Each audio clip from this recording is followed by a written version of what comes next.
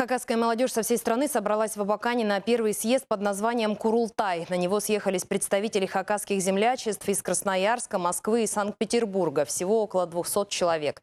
Для участников съезда хакасской молодежи организаторы установили дресс-код. В одежде должен быть хотя бы один аксессуар от традиционного национального костюма. Это было пожелание, и делегаты с удовольствием его выполнили, что придало мероприятию особый колорит.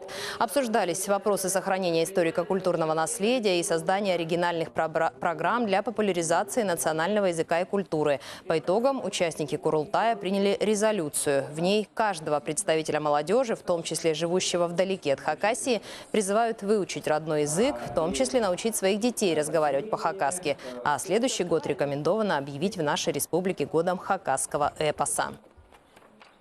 Цифровизация хакасского языка, образование, создание специального комитета, где будут представители от народа в органах, в структурах власти. Нам нужно, чтобы про хакасов знали, потому что, например, в Петербурге, в том же самом, даже не знают, что есть такая нация хакасы. Меня спрашивают, какой я национальности. Я говорю, хакаска.